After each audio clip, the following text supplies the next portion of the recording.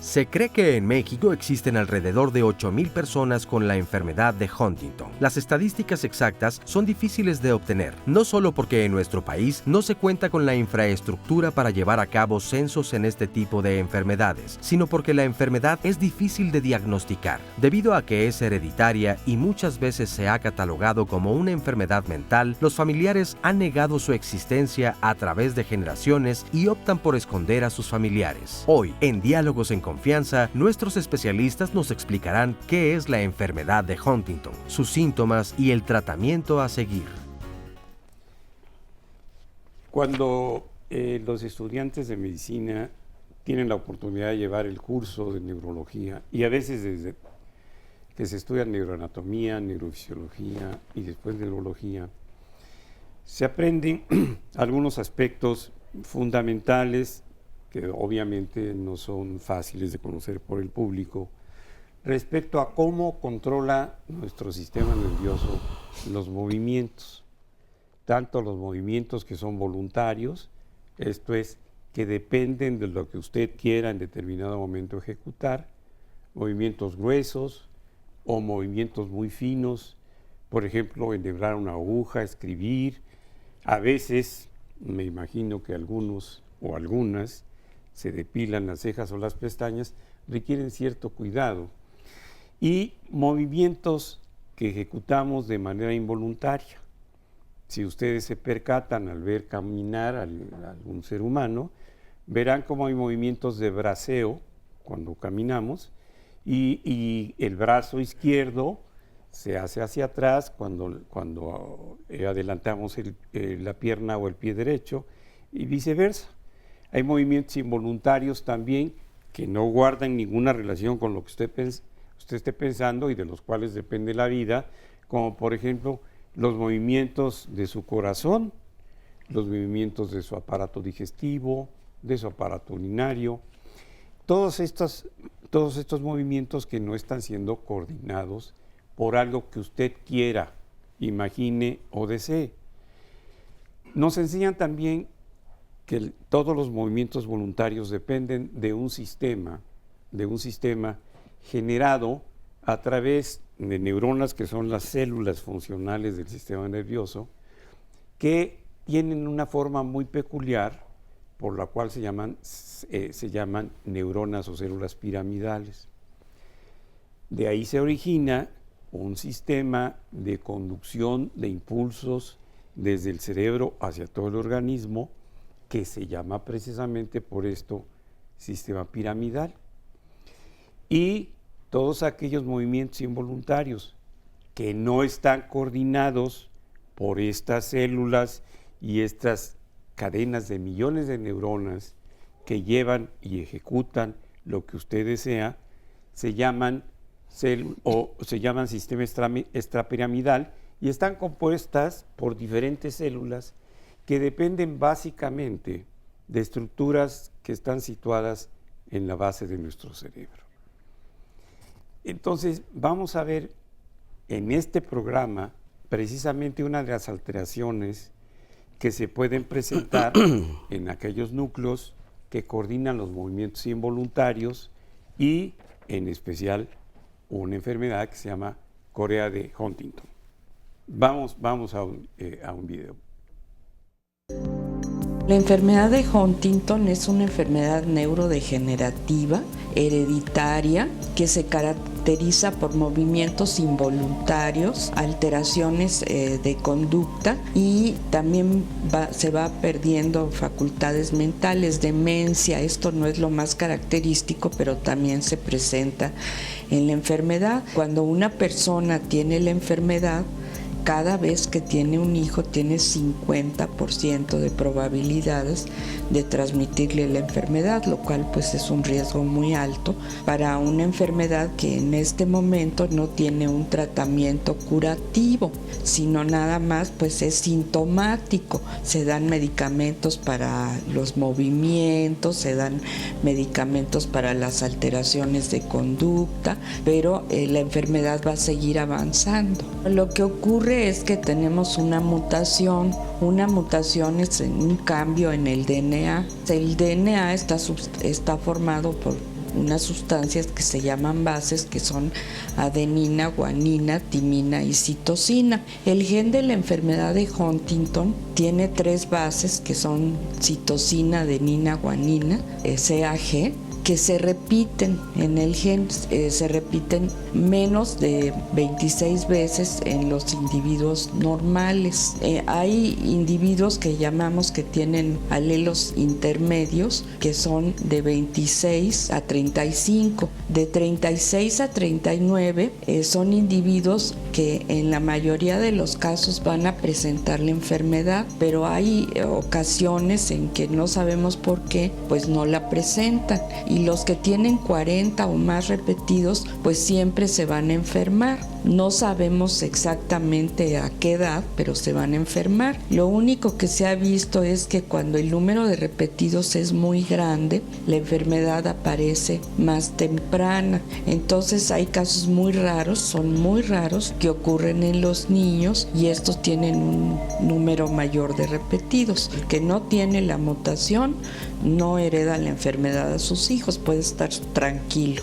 Solo en los casos de que haya una mutación de novo, que se llama, que aparezca la mutación por primera vez en la familia, y esto se ha visto que puede ocurrir cuando hay alelos intermedios que de una generación a otra se van expandiendo, o sea, va aumentando el número de repetidos y llega un momento que sí presentan la enfermedad. Bueno, como ustedes pueden percatarse, no es fácil entender en primera instancia lo que es una determinación genética, cómo se dan las alteraciones bioquímicas o celulares y luego las funcionales y cómo repercuten sobre el comportamiento de los seres humanos y en este caso sobre los movimientos involuntarios. Por eso, para comentar con ustedes y tratar de hacer un programa didáctico, es decir, que enseñe, que informe y que trate de ser lo más objetivo posible, están con nosotros el doctor Leonardo Ruiz Flores, neuropsiquiatra,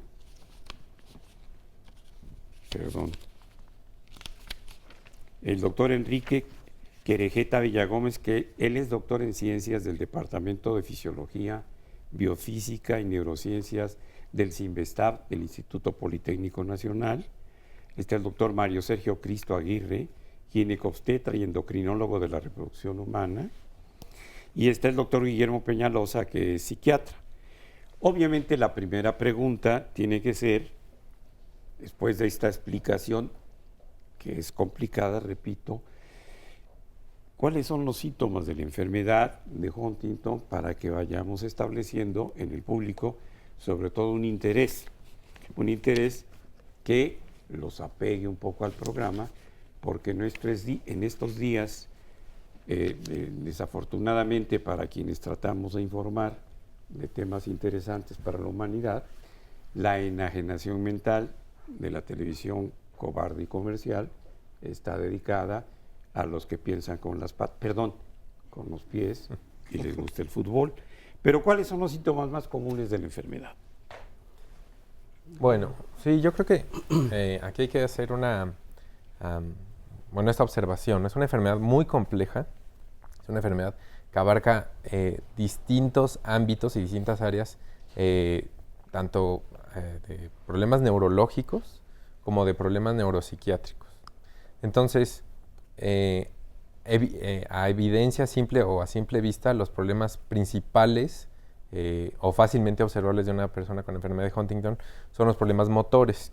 Es justamente la presencia, como mencionaba hace rato, ¿no? de los de los movimientos involuntarios, de esta corea que se llama, o este baile, que es lo que significa corea, ¿no? En ese sentido, ese es el principal problema o evidente desde el punto de vista neurológico.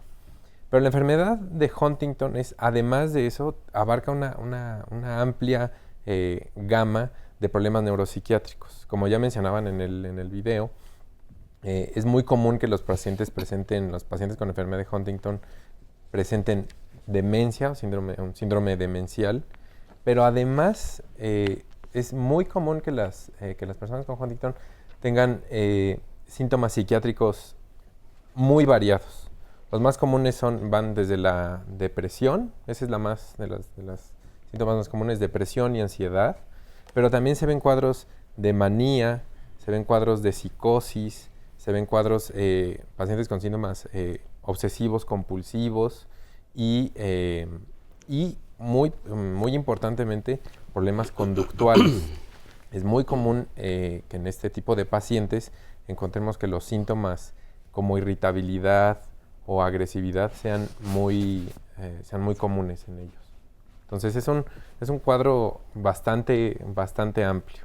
Entonces, los problemas neurológicos como los problemas motores, antes cuando esta enfermedad se empezó a estudiar, era muy evidente cuando la persona presentaba esta corea y se empezaba a armar el constructo, ¿no? Decir, bueno, tiene estos movimientos, este tipo de movimientos anormales, movimientos involuntarios anormales, y además tiene todos estos otros síntomas psiquiátricos. Ahora se ha visto que muchas veces antes de los movimientos coreicos se presentan los síntomas, sobre todo los conductuales, la irritabilidad y la agresividad, años antes de que presenten estos movimientos. Bien, esto significa que la posibilidad diagnóstica de un paciente no es una posibilidad que se da en lo que podríamos considerar el inicio del padecimiento o algún periodo agudo de la enfermedad.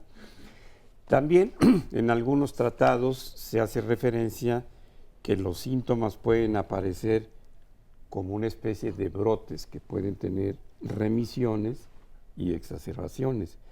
Pero yo quisiera que nos aclararan, porque efectivamente incluso en el anuncio previo al programa, yo decía que la mayor parte de los que nos están escuchando, cuando escuchan el término Corea, piensan obviamente en aquel país del sudeste asiático que todos conocemos, sobre todo a través de esta guerra de los 50 provocada por los gringos, como siempre o casi siempre en el mundo, y que enfrentó a los dos territorios en pugna y que causó una serie de complicaciones que el día de hoy afortunadamente parecen estar casi resueltas. Pero es muy interesante lo que señalaba el doctor. Corea es un término que viene de coro, como coreografía. ¿Cómo es esta danza de movimientos involuntarios de los pacientes con corea de Huntington? Bueno, adelante, sus jóvenes. Pues más que nada, pues esta, como danza o podríamos llamarle un baile, ¿no? De hecho, anteriormente o por la primera vez que se empezó a describir se llamaba pues el baile de San Vito, ¿no? Estos pacientes o estas personas que acudían a este santo o bueno, a esta persona para que los pudiera curar de estos movimientos. ¿Por qué le llamaban pues esta danza o este baile? Pues justamente estos movimientos, que son movimientos involuntarios, asemejan una danza. Ajá. ¿Cómo es esto? Generalmente son movimientos de las extremidades, de predominio distal, que pueden ser de una amplitud pues, grande, que pueden moverse como pues, muy ampliamente, y pues son una frecuencia un poco baja, ¿no? Esto puede ser al principio de la enfermedad, de los síntomas motores. Doctor, ¿qué es la frecuencia baja? O sea que... La frecuencia nos habla del número de movimientos que puede tener en pues este movimiento involuntario, ¿no? Para ponerlo por un ejemplo, en la enfermedad de Parkinson, la frecuencia del movimiento es alta, empieza a hacer este movimiento, ¿no? Muy, muy grande. En cambio, la frecuencia de los movimientos coreicos, como la amplitud es grande, la frecuencia es un poco más baja, ¿no? Eso es como para entender el movimiento. Entonces, justamente estos movimientos, como son tan amplios y tan abigarrados, pues asemejaban una danza, ¿no? Entonces, de ahí venía como esta asociación a hacerlo como una corea, ¿no? Y del tiempo, nos preguntan aquí, en que se hace el diagnóstico a que las manifestaciones ya aparecieron, ¿cuánto tiempo pasa? Pues puede ser bastante amplio, puede ser mucho tiempo, hasta 10 años. Primero se presentan los síntomas, justamente comentando lo que decía el doctor Leonardo, ¿no? Primero empiezan los síntomas conductuales, después a lo mejor un poco de síntomas cognitivos, y al final pueden presentarse los movimientos, ¿no? Entonces se pueden tardar hasta 10 años en hacer el diagnóstico. Eso es muy, muy variado, ¿no? El 60% de los pacientes con enfermedad de Huntington son los que empiezan con los movimientos y el otro 40% son los que empiezan con los síntomas conductuales, irritabilidad, agresividad, poca tolerancia, ¿no? Una explosividad, por así llamarle. Y una vez pasado este tiempo, de estos 10 años aproximadamente, empiezan los síntomas motores. Y doctor, le dicen fácil 10 años, ¿verdad? Pero un paciente y además la familia que está todo este tiempo con esta persona que ya está enferma, debe ser complicadísimo. De eso vamos a hablar el día de hoy aquí en el programa, porque, repito, son 10 años que se dicen muy fácil, pero ya nos dicen por allá que sí, es difícil esto. Quédese con nosotros. Enfermedad de Huntington es el tema de hoy.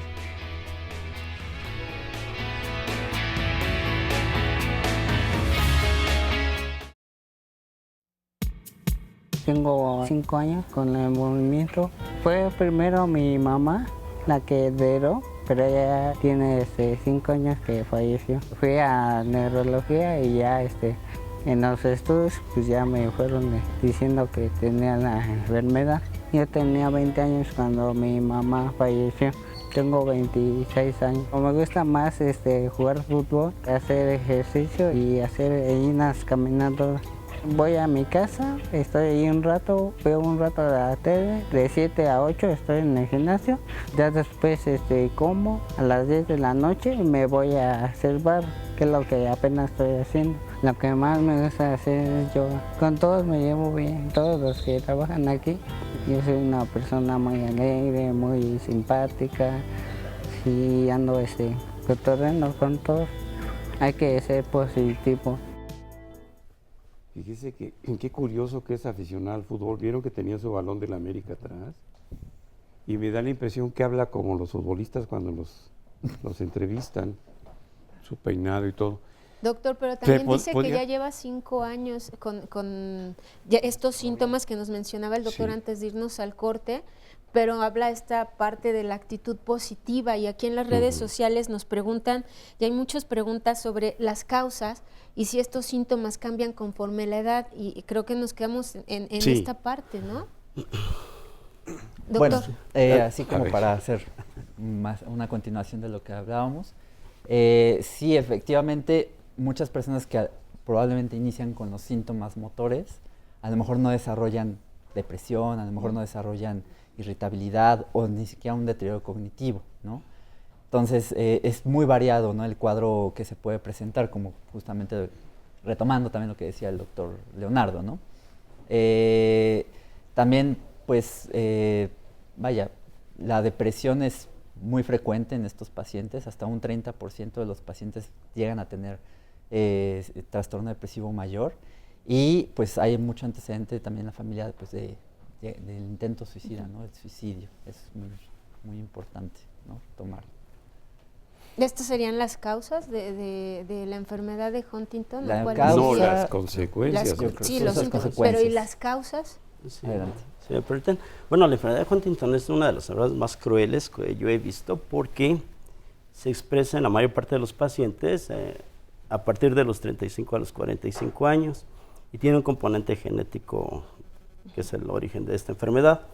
El problema o la gran bronca que tienen los pacientes o las personas que desarrollan Huntington es que se casan y tienen descendencia, tienen hijos. Como el problema es genético, el gen que está alterado se va a heredar en el 50% de la descendencia. Dicho de otra manera, una persona que tenga 4 hijos, altamente probable que tenga 2 hijos que desarrollen corea de Huntington y otros no. Pero esto es horrible porque la persona empieza a tener los datos ya siendo padre y deja a la progenie con el problema. Entonces, en ese aspecto la enfermedad es muy traicionera.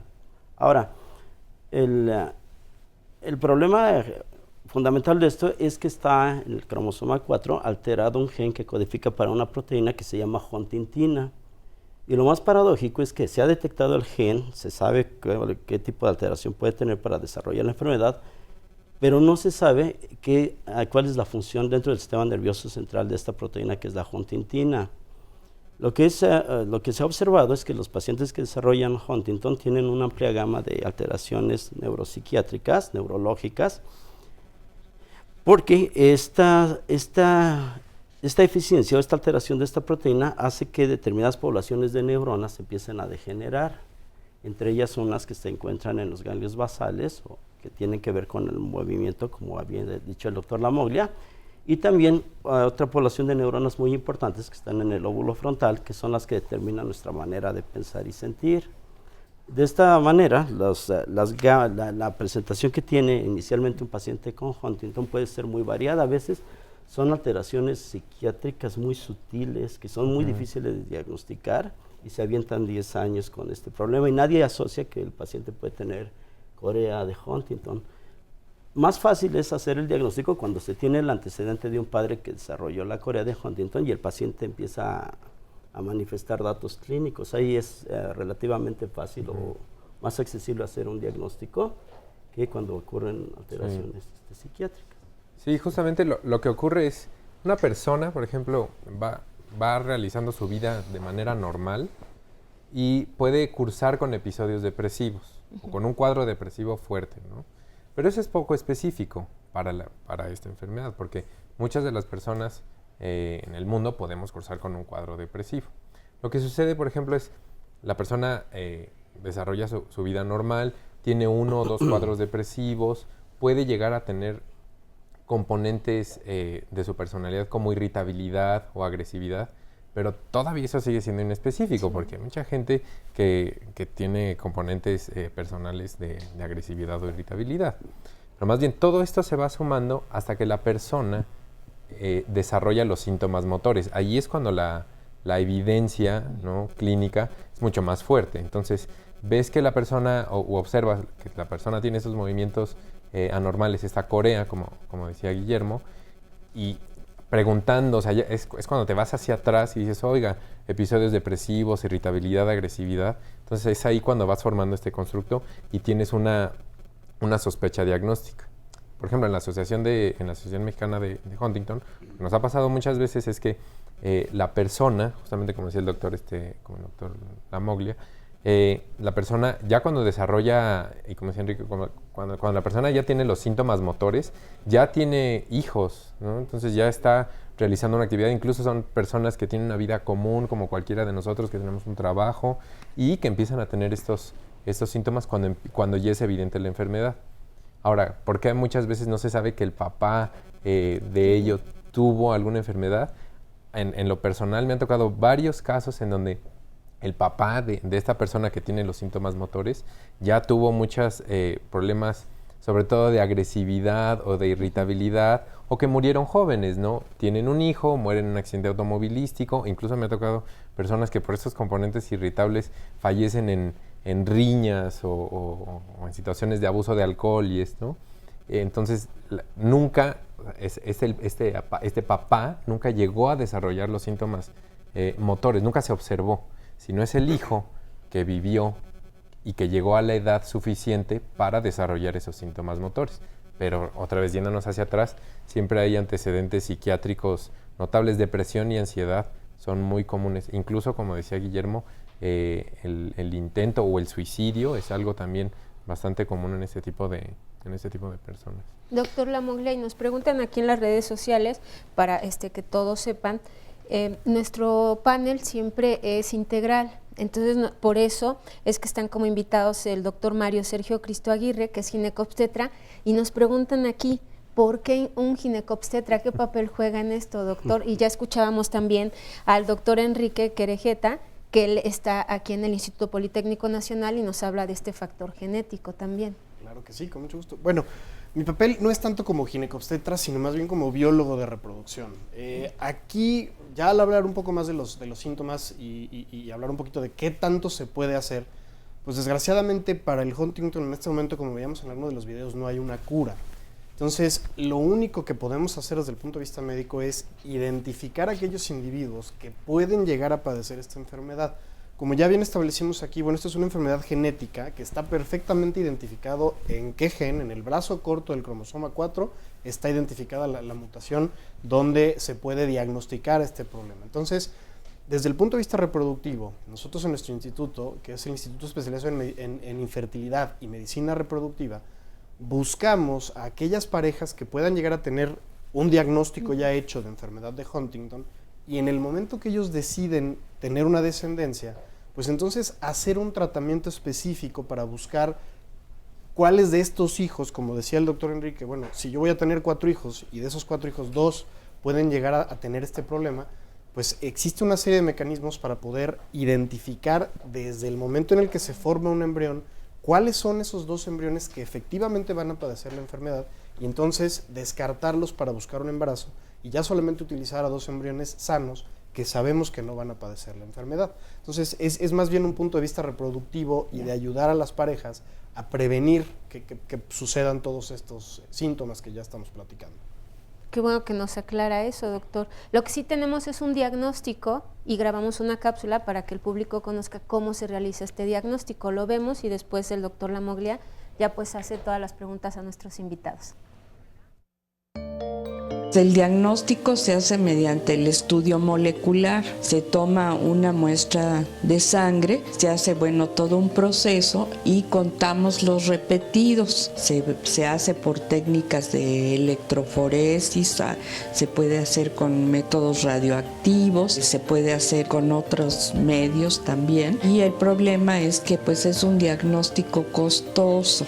Aquí en el Instituto Nacional de Neurología, pues tenemos unas cuotas muy moderadas para los pacientes de nuestra institución, porque pues la mayoría de nuestros pacientes tienen escasos recursos. En realidad el diagnóstico predictivo o presintomático consiste en hacer la prueba en una persona que está en riesgo. Llamamos a una persona que está en riesgo, pues aquella que tiene o papá o mamá con la enfermedad y por lo tanto está en ese 50%. Entonces lo que hacemos es primero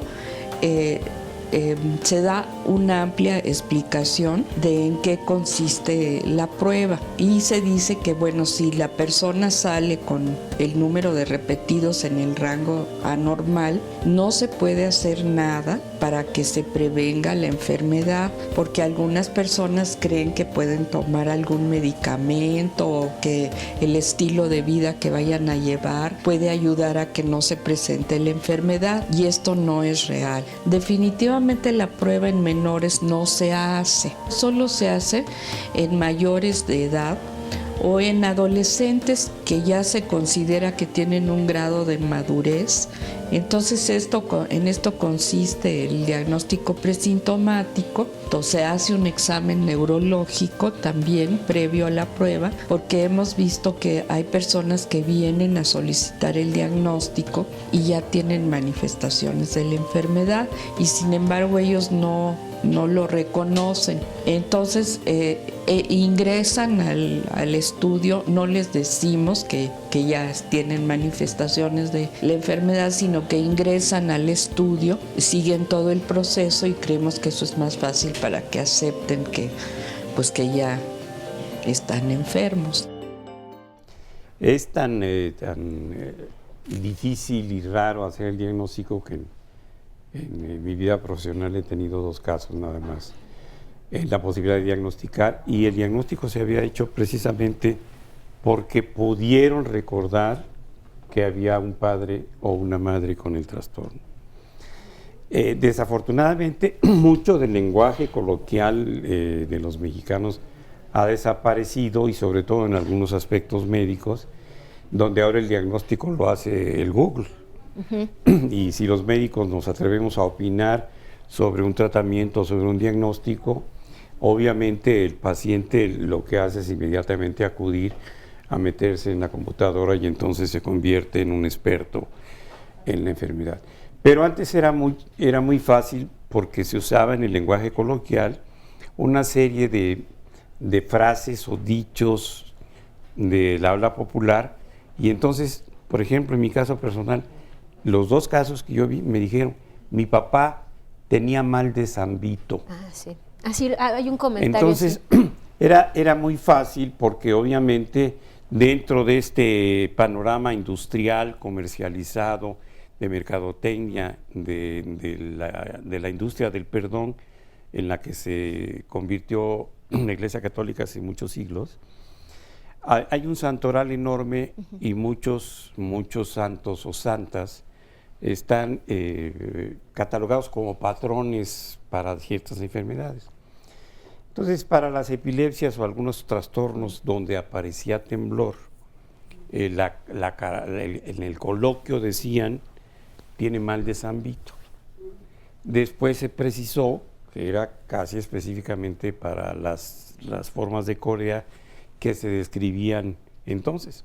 Entonces era fácil si alguien decía, mi papá tuvo mal de San Vito, entonces me voy a ir por aquí, en lugar de estar suponiendo que se trataba de un trastorno psiquiátrico, porque evidentemente los pacientes no llegaron con los movimientos dancísticos típicos de la Corea. Entonces, ojalá se regresara algunas formas del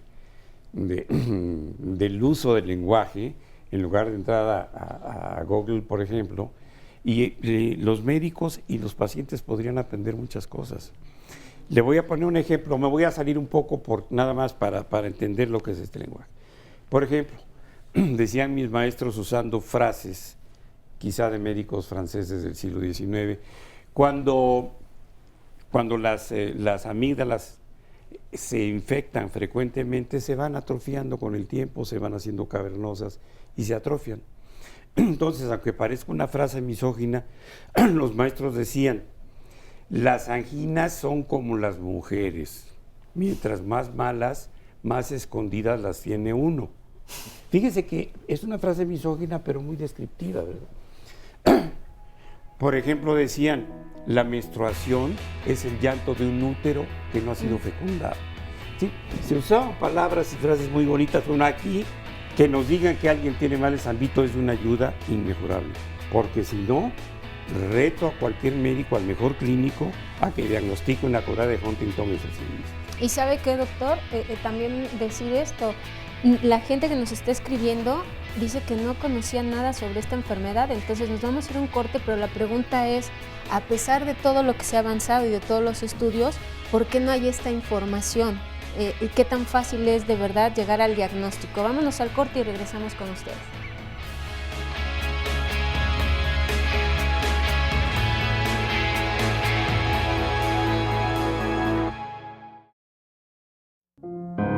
Mi esposo tiene 53 años, tiene corea de Huntington, diagnosticado desde hace 7 años. Ya sabíamos que iba por ese lado porque mi suegra murió de Huntington. Su carácter era agresivo, empezó a tener movimientos y a rechazar que él estuviera enfermo, pero su agresión fue en aumento. La verdad es que sus agresiones eran tanto verbales como físicas. Fue cuando le dije, o te atiendes o desaparezco de tu vida. Él nunca quiso hacerse el examen de ADN porque, bueno, pues él siempre negó que fuera a tenerlo, ¿no? Tiene un hermano, está enfermo de Huntington también, solo que él lleva más años con la enfermedad, como que ha sido un poco más noble con él porque están más o menos en la misma condición física. Él todavía es más independiente, él sí está en su casa, puede estar solo y eso, ¿no? Tenemos 2 hijos, 2 varones. Ya se hizo el examen, sí, salió positivo. El otro no se lo va a hacer, dice que no, que si él sale positivo, se mata. Lo más difícil para mí, esperar el tiempo y ver qué pasa, porque veo a mi esposo, veo a los pacientes aquí en la asociación y no quisiera ver a mi hijo nunca así. Pues lo único que me queda es esperar que la ciencia avance porque estoy desesperada. Su problema mayor es el habla, es en el que se le ha complicado más, se le entiende poco los movimientos y bueno, sus momentos agresivos de repente, ¿no? En el caso de mi esposo le están dando, son 4 medicamentos diferentes. Le dan antipsicóticos, le dan antidepresivos para dormir. Yo perdí mi trabajo precisamente porque pues tenía que atenderlo y aquí me dieron la oportunidad de trabajarlo, pero depende de mí todo el día, mañana, tarde, noche. De repente trato de escaparme un rato, pero me salgo con la angustia. Se irá a caer, qué irá a hacer, pero realmente vida personal no tiene uno como cuidador, porque además es cuidador primario único. Cuando yo me casé no sabía de la enfermedad. Yo me enteré cuando estaba embarazada de mi segundo hijo, a los 6 meses. Fue cuando me dijeron que cómo me atreví a tener otro hijo viendo a mi suegra. Le dije, pues es que le dio una embolia, ¿no? Eso me dijeron. Y me dijeron, no, es Huntington. Lo más importante como cuidador de un paciente con Huntington es tenerle mucha paciencia, tenerle mucho amor, porque si no, se te acaban las fuerzas. Pues vemos este testimonio grabado, le agradecemos mucho además la confianza que nos haya permitido presentarlo y nos dice básicamente lo que nuestros invitados nos han dicho a lo largo del programa, esta cuestión de no se sabe hasta que ya tienen la familia, ya están casados y entonces empieza la enfermedad y esta otra parte del cuidador, el desgaste del cuidador, que ahorita lo vamos a ver ya con nuestros testimonios, pero también tenemos llamadas. Dice Inés Mora, quiero saber si la enfermedad de Huntington puede ser provocada por un trauma cerebral. Doctor Leonardo, ¿puede ser? Sí, bueno, la respuesta es no, es claramente no. Esta es una enfermedad rara y que tiene un origen genético, ¿ok? Para quedar claros y que no haya ninguna duda o con las personas que estén viendo el programa o que nos hagan favor de hablar, no es una cosa que se dé por un golpe en la cabeza, no es una cosa que se contagie, ¿no? Es una enfermedad que tiene un origen genético. Entonces, no tiene nada que ver con este otro tipo de enfermedades o por algo que consumas o que uses, sí. ¿No? Es una enfermedad genética. Entonces, que no lo habían dicho. Y antes de irnos al corte también, doctor Guillermo, esta cuestión de se ha avanzado en el estudio de esta enfermedad, pero en realidad no se tiene información. ¿Por qué?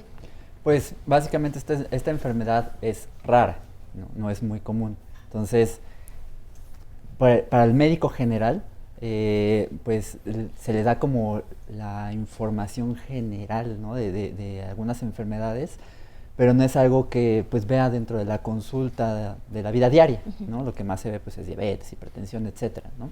Entonces esta enfermedad, como es un tanto rara, la información pues es escasa, ¿no? Por ejemplo, en el Instituto de Neurología ahí se ve, pues es un centro de concentración de enfermedades neurológicas, por supuesto, y ahí es donde se ve pues, la mayor parte de este tipo de pacientes, ¿no? Tenemos la llamada de Xochitl Soto, dice, en mi familia somos 7 personas con la enfermedad de Huntington, 2 ya fallecieron por complicaciones de la misma enfermedad, es difícil aprender a vivir y tratar esta enfermedad, pero gracias al apoyo de la familia de AMER, es esta asociación, dice, y a la medicación hemos podido salir adelante. Es difícil saber cuál es la evolución y conocer el posible final que trae dicha enfermedad, que lo vamos a ir viendo durante el programa también, este avance, pero aquí 7 personas ya con la enfermedad. ¿Se pudo haber hecho un estudio, doctor, de los que usted nos mencionaba? Sí, definitivamente. Aquí hablábamos, bueno, pues que el 50% de la descendencia va a tener este problema. Entonces, pues digo, ¿por qué 7 miembros de esa familia? Pues digo, es como echar un volado y pues tuviste la mala suerte de que en 7 ocasiones cayera águila y pues tuviste los síntomas de la enfermedad, ¿no? Entonces, el tema de prevención es, bueno, si te puedes hacer un diagnóstico, un estudio genético antes de que se dé la gestación, antes de que se implante un bebé adentro del útero de su madre y ya sabes que ese bebé va a estar bien, pues entonces te puedes evitar todos estos problemas y saber que en el 100% de los embarazos esos bebés van a ser sanos. Y la última pregunta para ya ir con el doctor Lamuglia, dice que José Eduardo, y hay otra llamada de Amalia, ¿cómo se puede diferenciar esta enfermedad y el Parkinson? ¿Hay algún diagnóstico genético de la enfermedad, doctor? ¿De la enfermedad de Parkinson? Sí, que si hay relación o cómo diferenciarlas. Por lo general la enfermedad de Parkinson no está ligada generalmente, tiene un problema genético, pero en algunas poblaciones de Europa, en donde hay parkinsónicos, se sabe que el 5% de los parkinsónicos están ligados a algún gen que tiene que ver con una proteína que se llama la parquina. El diagnóstico de la enfermedad de Huntington no se confunde con la enfermedad de Parkinson, a excepción de aquellas personas que tienen la muy mala suerte de desarrollar la corea de Huntington o la enfermedad de Huntington muy jóvenes. Ellos, en lugar de empezar con hipercinesias, tienen un parkinsonismo de tipo asinético muy agresivo. Y ahí sería una cuestión para hacer un diagnóstico diferencial. Pero en general es muy diferente el cuadro clínico. Gracias, doctor. Cuando el doctor refiere al asinético, para que el público lo entienda, el prefijo A significa sin, kinetos, movimiento. Es decir, hay Parkinson sin movimiento y lo que predomina es la rigidez. Entonces, eso es lo que quiere decir que cuando las manifestaciones parkinsónicas que pueden aparecerse en algunos rarísimos casos de Huntington se dan con rigidez, no con temblor, aunque la situación anatómica de las alteraciones están también en los núcleos grises basales centrales, las características clínicas y de origen de las enfermedades, de ambas enfermedades, es totalmente distinto. No hay manera de confundirlo. Pero yo quiero preguntarle a esta niña, ¿cuántos años tiene? 21. 21 años. Y a ver, ¿cómo llegaste tú aquí al programa y por qué? Llegué por la asociación de Huntington. Mi mamá es portadora del gen y fue invitada. Fuiste invitada, pero ¿para informarte o te han informado yo en la asociación lo que puede ser para ti o para tu descendencia el problema de la enfermedad como una enfermedad heredada de origen genético? Ya lo sé. ¿Y cómo te sientes? Pues es una situación muy difícil porque tiene que ver con mi futuro. Entonces, vivir la situación no es fácil y más saber que me puede dar tampoco es fácil. Saber que te puede dar, pero ¿habrá alguna manera de que le informáramos con algún estudio y un consejo genético a esta niña si ella es portadora o si puede ser víctima de la enfermedad? ¿O todavía no se puede establecer ese diagnóstico? Sí, la manera de abordar este tipo de situaciones es muy diferente cuando tienes a una persona con síntomas clínicos de la enfermedad de Huntington, con la corea y con algunas de las cosas que ya hablamos, pero justamente esta otra parte de la familia o de la descendencia que puede tener la enfermedad es un tema que se debe de abordar con mucho cuidado. Yo en lo que haría énfasis o en lo que recalcaría sería acercarse a un lugar en donde estén capacitados y donde sea un equipo multidisciplinario. ¿Por qué? Porque se tiene que abordar por parte del neurólogo, del psiquiatra y del genetista y muchas veces por equipo de psicología. ¿Por qué? Porque sí se puede hacer un estudio para saber si la persona es portadora de la enfermedad y si ese es el caso, pues los síntomas se van a desarrollar. Pero siempre es importante, de hecho en varias descripciones de la enfermedad, esta parte se trata como la etapa preclínica, entonces donde una persona tiene la sospecha y de que está observando cuáles son los síntomas que tiene su familiar, entonces sí es recomendable el consejo genético si la persona lo quiere, pero con una valoración psiquiátrica y psicológica previa, o sea, siempre ir de la mano de todo este equipo. Yo creo que eso es lo más adecuado, porque muchas veces se puede malinterpretar como que vas a algún lugar a que te hagan alguna prueba genética y que te digan de buenas a primeras sí tienes o no tienes. Yo creo que lo importante es que te vayas acompañando y de que vayas recibiendo información. Creo que lo mejor es estar siempre informado e irse acompañando de todo este equipo multidisciplinario. ¿Y cuándo te enteraste tú del problema de tu mamá? Le diagnosticaron hace aproximadamente 4 años la enfermedad, pero ya sabíamos por qué a su papá le dio, a una de sus hermanas que ya falleció y a otra tía. Bien. Entonces ella es la tercera. Y ella no tenía información, me imagino, al principio. No tenía información, también se casó y tuvo 3 hijos. Bueno, ¿y tú cómo te sentiste cuando lo supiste? ¿Y qué tanta participación has tenido en el cuidado de ella como enferma? Porque una de las cosas que preocupa a los psiquiatras del día de hoy es el tratamiento de los cuidadores de muchos enfermos con enfermedades crónicas que afectan la conducta. Fue una situación difícil porque ella empezó con agresividad, depresión, irritabilidad y todos esos síntomas, pero como cuidador también es como una parte muy difícil porque hay que saber el cuidado para ellos y para nosotros, porque también es desgaste físico, emocional, y saber tratar a ellos y afrontar la realidad. En este sentido, ¿a qué le llamaríamos afrontar la realidad en todo lo que esto significa?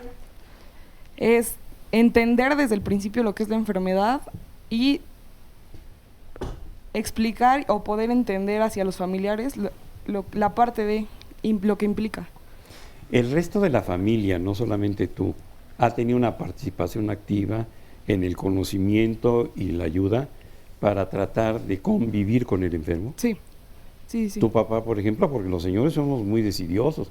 Yo te puedo asegurar que ahorita no saben nada de Huntington, pero saben cuánto pesa el piojo y cuánto mide.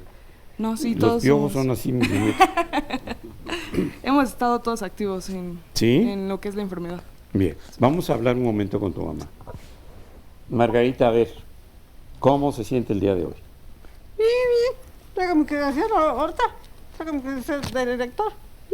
No, su credencial de elector. Es la cuarta vez que la... no, la tercera. Pero esta no se parece, ¿eh? No se parece a la de elector.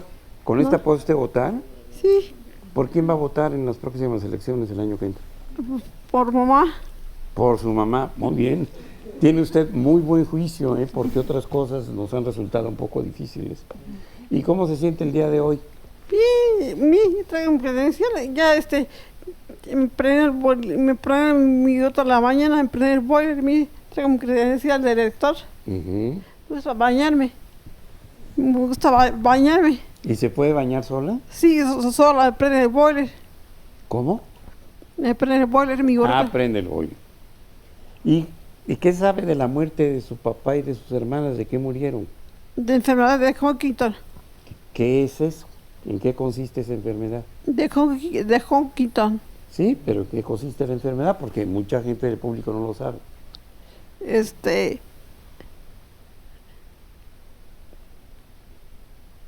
¿Se lo han explicado? Sí. ¿Y qué le han dicho que es la enfermedad?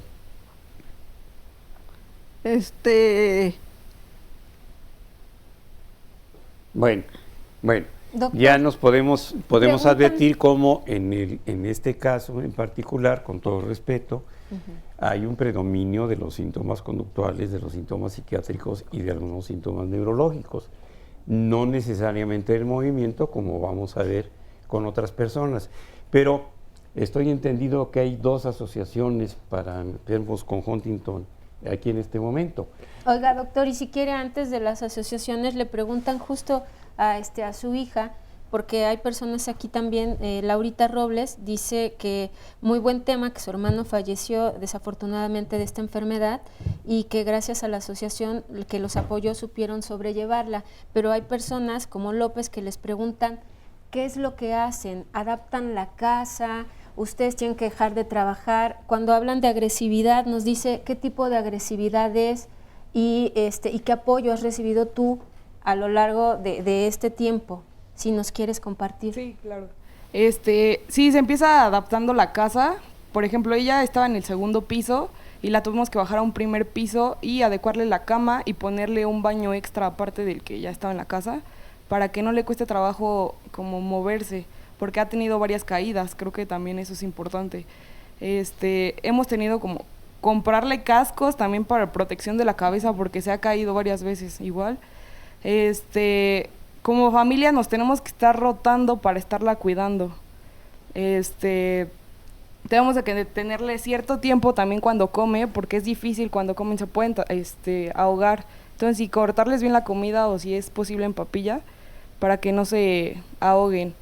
¿Cuál era la otra pregunta? Para ti, ¿qué apoyo recibes tú emocional? ¿Un apoyo emocional para ti o cuántos cuidadores son? Apoyo emocional es la familia, muchísimo, la asociación y amigos. ¿Qué asociación? La de Huntington. Pero me decían que había 2, ¿cómo se llama? Ay. Es que hay una asociación y una fundación, doctor. Estamos en la Asociación Mexicana de Huntington. Ya. Y ahorita regresando del corte, si quiere que nos platiquen también si esta asociación y esta fundación trabajan en todo el país, porque evidentemente los pacientes no solo se encuentran aquí en el distrito, y ver el apoyo que se le puede dar a otros pacientes también, doctor. Pero no terminó de decirnos si recibió otro tipo de apoyo, por ejemplo, apoyo psicológico, sí, psiquiátrico. Estoy en el psicólogo y en el psiquiátrico. Sí. Muy bien. Vamos.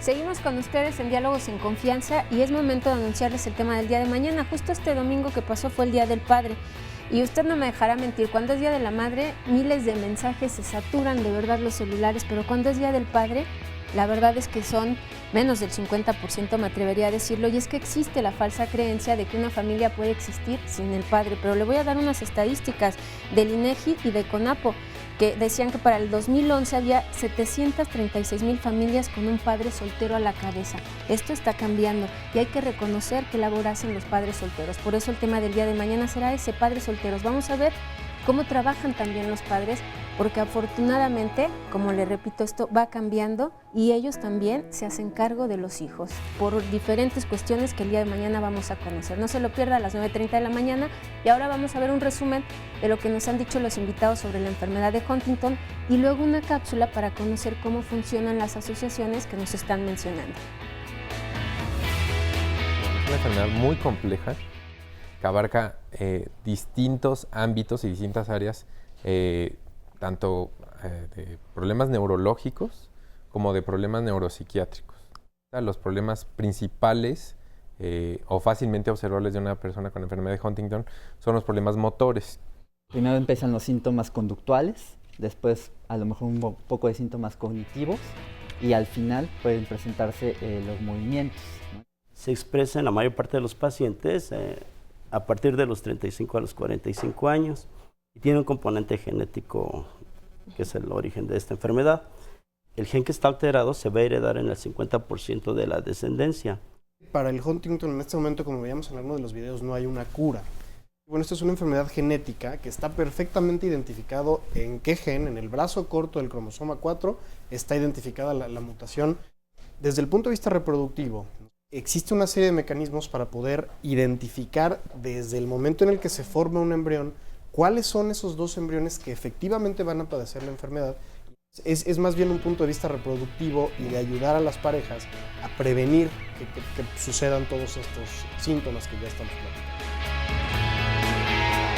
Desde 2001 tenemos aquí la asociación de Huntington.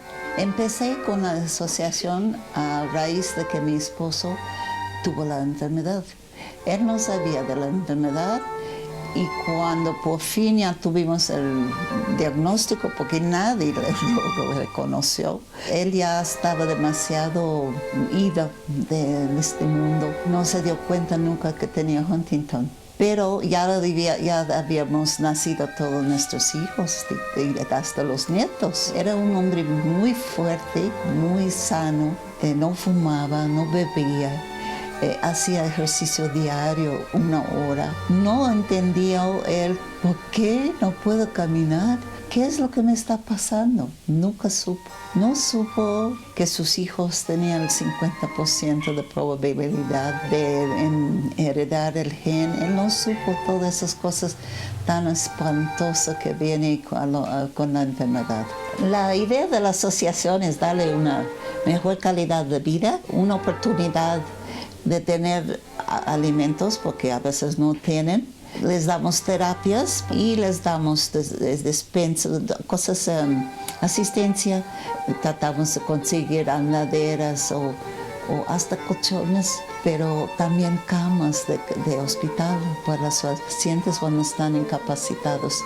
Nuestro mayor gasto de aquí son medicinas. Son muchísimas medicinas porque todos tienen medicinas. Tengo 7 hijos. 3 de mis hijos no tienen el gen y 4 sí. Una de ellas acaba de morir hace un mes, en abril. No puedo decir qué lástima. Ya era necesario. Su vida era terrible. No podía caminar, ya no podía comer sola, ya no podía hablar. Era una vida completamente inútil para ella. Pero sí se daba cuenta de las cosas, lo malo es que les da cuenta. Era una tristeza terrible. No queremos perderlas, pero a veces piensa que es lo mejor para ellas. ¿Cuál es lo mejor para ellas? Te pueden vivir hasta 30 años enfermos. Tienen más salud que uno, nunca les da gripa, no salen, no les da nada. Entonces están muy sanos, pero lo que es la enfermedad es una destrucción total. Bueno, vamos a retomar el tema. Nada más quiero hacer una pregunta a Nora, porque ayer estaba yo comiendo con uno de los cuñados y recibió él un mensajito hablando del Día del Padre, de alguna prima también, que le dijo que la prima felicitaba a todos los padres de la familia de México, menos al padre Maciel. Y yo pregunté si el padre Maciel era padre soltero o no era padre soltero. ¿Se le debía haber felicitado o no? ¿Usted qué cree? Pues yo creo que no, doctor. Estamos hablando de otros padres, ¿no? Padres que encabezan una familia, y ese es el tema del día de mañana. ¿2 o 3? No, pero de esos no, doctor. No, de los testimonios que van a venir son padres solteros, quizás vengan con sus pequeños y vamos a conocer cómo han salido adelante. ¿No vienen los hijos de este señor? No, doctor. No. Qué lástima, porque, bueno, vamos a ver entonces, disculpen la interrupción, pero me quedé con esa intriga, ¿sí? A ver, háblenos de la asociación, porque yo me quedé impactado ahorita de muchas de las cosas que vi. Pues mira, la Asociación Mexicana de la Enfermedad de Huntington, como ya se había mencionado, fue fundada por la señora Margaret Gallardo, que está a su lado. Sí, ahorita lo vamos a ver. Y el propósito es asistir a los pacientes de Huntington y a sus familiares con la finalidad de que sepan que no están solos, que cuentan con alguien que está a lo mejor sufriendo de alguna manera de la misma situación que ellos, que sabemos de qué manera podemos apoyarlos, podemos atenderlos, podemos escucharlos y pues bueno, que vayan caminando y acompañándose junto con nosotros, ¿no? O sea, que sepan. Pertenecer a la asociación requiere de algo en particular, además de tener la enfermedad, ser familiar, ser voluntario, tener el interés de servir, ¿o qué? Todo lo que usted mencionó. Es importante que las personas o los enfermos que forman parte de la asociación tengan el diagnóstico, porque, bueno, es la Asociación Mexicana de la Enfermedad de Huntington.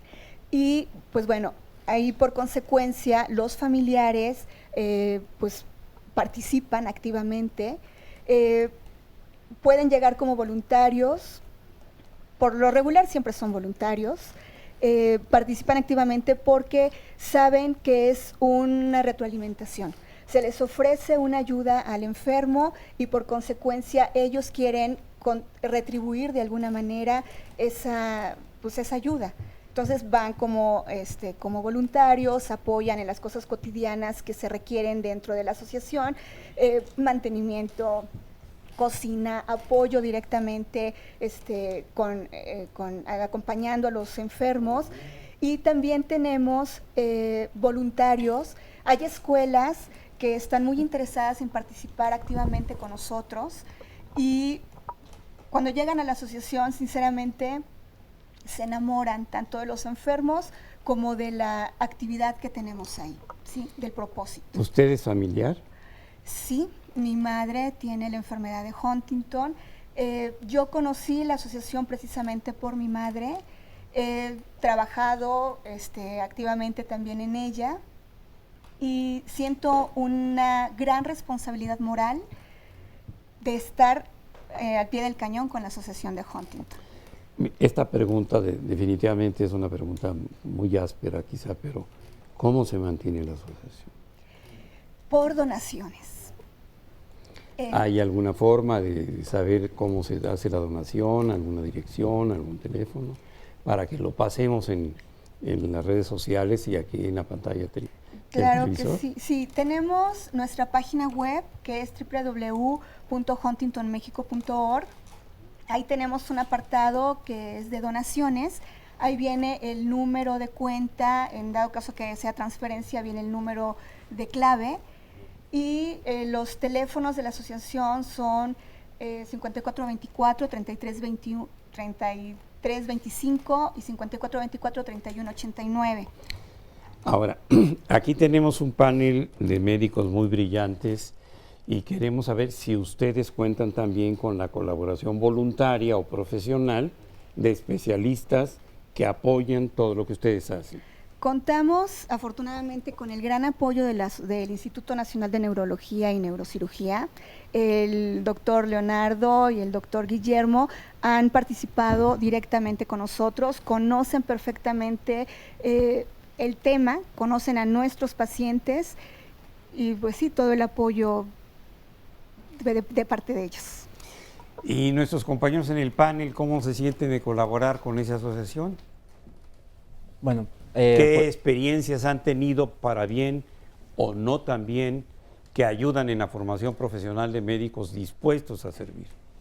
Pues yo actualmente estoy justamente trabajando en esta asociación con la señora Margaret, con Ají, con Pilar, y bueno, pues conozco a varios de los pacientes ya ahí y realmente pues me ha ayudado mucho para crecer, no solo como médico, sino también como persona, ¿no? Ver pues la dificultad de no nada más el paciente para entender la enfermedad, sino del familiar, ¿no? Vaya, creo que es algo muy, muy importante en la formación de un psiquiatra, o bueno, de un neuropsiquiatra, o vaya, de cualquier médico que vaya a atender algún paciente con enfermedad de Huntington o familiar con enfermedad de Huntington, es pues lo más pues importante, ¿no? No nada más ver al paciente, sino también todo su núcleo familiar. Aunque no es necesariamente una cifra concreta, pero más o menos qué promedio de pacientes ven ustedes, sobre todo de nuevo ingreso a la asociación, al mes. Pues al mes aproximadamente un paciente al mes de nuevo ingreso es lo que actualmente estamos viendo, 1 o 2 pacientes aproximadamente. Lo que pasa es que no solamente yo estoy encargado, sino también está otra compañera que también ve pacientes, y entonces a mí me tocan cierto número de pacientes y a esta compañera otro número de pacientes, ¿no? Entonces, ¿ustedes consideran que es adecuada la información que se está dando en el país acerca de la enfermedad y que esto no está repercutiendo en el acceso de pacientes para su tratamiento, ni en el instituto ni en la asociación? La cantidad de información creo que es pobre. ¿Por qué? Porque primero es una enfermedad rara. Después, los síntomas que presentan estas personas, la corea, no son, o sea, si bien el síntoma de la corea es relativamente fácil para un neurólogo o alguien relacionado a las neurociencias identificarlo, llegar al diagnóstico de enfermedad de Huntington muchas veces no es tan fácil. ¿Por qué? Porque existen muchas situaciones como los síntomas clínicos que no son bien detectados. Después, ya que se tienen los síntomas clínicos, los familiares muchas veces tratan de no acudir a la visita médica, y en realidad hay poca información, por lo que, por lo menos en lo personal, cuando yo le platiqué a algunos de mis familiares que íbamos a venir a hablar de enfermedad de Huntington, todos fueron, ¿qué? ¿Enfermedad de qué es eso? Entonces, la verdad es que es una enfermedad poco conocida. Y la otra cosa que me gustaría mencionar es que es una enfermedad bastante compleja. Bastante compleja, enfocándonos en el aspecto neuropsiquiátrico. Tiene muchos síntomas que son muy variados. La depresión y la ansiedad, que es algo de lo que ya habíamos hablado, es muy común. Pero también, por ejemplo, hace rato hacían una pregunta acerca de la agresividad. ¿A qué se referían con agresividad? ¿Le parece si con eso nos quedamos? Vamos a un corte y nos lo explica regresando. Sí, claro. Gracias, doctor. Siga con nosotros.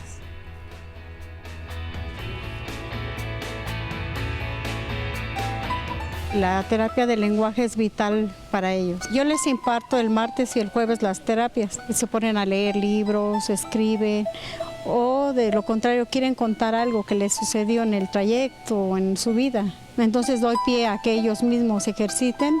La enfermedad algunas veces se mantiene estática, algunas veces avanza y algunas veces regresa, entonces de alguna manera es vital para ellos mantener el diálogo con los familiares, con la gente y que les entiendan. Los ejercicios que doy es para que ellos mismos se comuniquen con la gente y la terapia ayuda a que ellos coman. Los ejercicios que hacemos es en los maxilares y ayuda a que la deglución se mantenga. De lo contrario, afectaría. Si ellos no mantienen un ejercicio continuo, se hace rígido, se hace espástico y entonces se pueden ahogar hasta con algo tan simple con el agua. Los juveniles son los que sufren más estos cambios en el lenguaje, porque es muy notorio la rigidez y la espasticidad. En el caso de las personas adultas, cuando aparece Huntington, no es tan drástico los cambios. La enfermedad en sí nos va dando la pauta para poder ir aplicando todas las técnicas que aprendemos, en el caso del lenguaje. En el caso de cuando ya tienen mucho problema para deglutir y para tomar agua y eso, entonces los canalizamos directos a neurología y ellos proceden a aplicarles esta técnica de electrodos. Aquí hay unas juntas que se llaman juntas de apoyo. Se les indica en el caso de los pacientes que los ejercicios que les ponemos así deben de ser repetitivos en las casas para ayudarlos a mantener la calidad de vida en el caso de esta enfermedad. Es importante observar todo este trabajo que se hace, es un tratamiento integral. Ahorita nos van a hablar si hay medicamentos y cómo funcionan, pero antes el doctor Leonardo Ruiz nos quiere aclarar esta cuestión de la agresividad, que lo preguntaban ya. Sí, preguntaban hace rato de la agresividad y a lo que me refería es que la verdad es que son muy vastos todos los síntomas que se presentan en Huntington. Las personas pueden ser desde irritables, de estar molestos constantemente, a tener conductas francamente agresivas, físicas o verbales, hacia la familia o hacia los cuidadores. Los síntomas psicóticos también son frecuentes, hay alucinaciones, hay ideas delirantes, hay síntomas obsesivos y compulsivos y hay un deterioro cognitivo que va progresando. Entonces todo esto hace que la enfermedad sea difícil de controlar. Como decían en la cápsula en donde aparecía la señora Margaret, siempre son necesarios los psicofármacos. Ahorita nos explica para qué los psicofármacos. Quédese con nosotros, enfermedad de Huntington es el tema.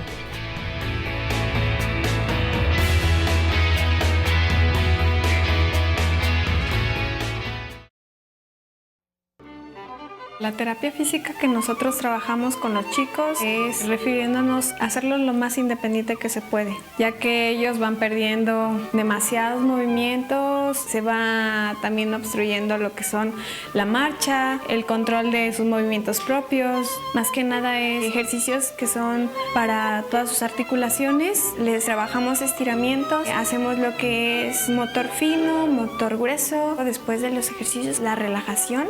La terapia ocupacional es nuestra aliada a terapia física porque de ella nos complementamos mucho para trabajar lo que son movimientos de mano, de muñeca, de los dedos y también coordinación en los miembros superiores. La dinámica es dependiendo a cómo nosotros observemos al paciente. Dependiendo de cada persona y cómo está su desarrollo en Huntington, se puede observar si realmente es apto para la actividad o definitivamente no. Hacemos varias dinámicas, la verdad tratamos de hacerlo muy dinámico para ellos. Son como actividades como tipo para niños que les adaptamos a ellos, que se les hagan como prácticas, porque no a todos les gusta. Entonces no todos nos cooperan de la misma forma y también depende mucho de ellos. Doctor, ya veíamos esta cápsula, pero usted también nos hablaba de esta cuestión de los tratamientos, los psicotrópicos. Sí, en cuanto al tratamiento de la enfermedad de Huntington, lo que debemos saber es que los tratamientos son sintomáticos. Así como sabemos que en general en medicina hay enfermos y no enfermedades, en la enfermedad de Huntington también debemos de reconocer que es una enfermedad difícil, porque pueden tener síntomas de deterioro cognitivo, que es algo muy común, pero que además están deprimidos, que además pueden estar ansiosos, que además pueden tener síntomas psicóticos o pueden tener síntomas obsesivos. Entonces se va volviendo realmente difícil el manejo. Ahora, la mayoría de los, bueno, y aparte del tratamiento farmacológico para los síntomas motores. Entonces, sí es muy importante saber que los pacientes con Huntington necesitan tratamiento tanto neurológico como psiquiátrico. Los tratamientos son muy diversos, ¿no? Hay muchos psicofármacos, se utilizan desde antidepresivos, ansiolíticos, antipsicóticos, pero es bueno saber, es bueno conocer la enfermedad porque sabes qué medicamento es mejor para cada paciente y cómo combinarlo. No es un tratamiento genérico para los pacientes, no es como este es el combo que te voy a dar o el tratamiento que te voy a dar, sino cada uno de ellos es diferente. Entonces sí es muy necesario conocer al paciente para saber qué tipo de tratamiento le vas a dar a cada uno y cuál le va a servir mejor. Ya. Doctor. Se ha reiterado en la sintomatología tan compleja, lo difícil del tratamiento y definitivamente es pertinente aclarar que no hay curación. Los tratamientos son paliativos y tienen, como lo acaba de señalar el doctor, la intención de modificar algunos síntomas. Pero eso no es todo lo de la enfermedad, sino qué pasa con algunos pacientes, pero sobre todo qué pasa alrededor con las familias. Estamos viendo, y creo que en el público el impacto mayor no solamente es el conocer la enfermedad, sino pues qué va a pasar con la familia, cómo se tratan a los hijos, qué se hace, etcétera. Existe también una fundación. ¿Qué diferencia hay con la asociación? ¿Cuál es la finalidad? ¿Y qué experiencias tienen ustedes al respecto? Ok, bueno, yo creo que es basado a lo mismo, a la calidad de vida de los pacientes y de la familia en sí. Nosotros, bueno, ahora sí que en nuestro caso, la presidenta Brenda Vega y yo, pues empezamos con este rollo de la fundación por la desesperación que nos daba el ver que no hay nada. Entonces nos hemos sometido, bueno, ahora sí que a varios protocolos de investigación y hemos trabajado en conjunto con universidades para llegar a este fin, ¿no? Como protocolos de investigación. Sí. La pregunta, pero ¿qué es nos hemos sometido a? Bueno, más bien hemos buscado la ayuda de las universidades, obviamente ellos mismos nos buscan para su servicio social y en conjunto trabajamos. ¿Para qué? Para llegar obviamente sabemos que no hay una curación como tal, pero necesitamos nosotros, así que tener como que la certeza, la seguridad de que va a haber algo para la calidad de vida, por lo menos de los pacientes, ¿no?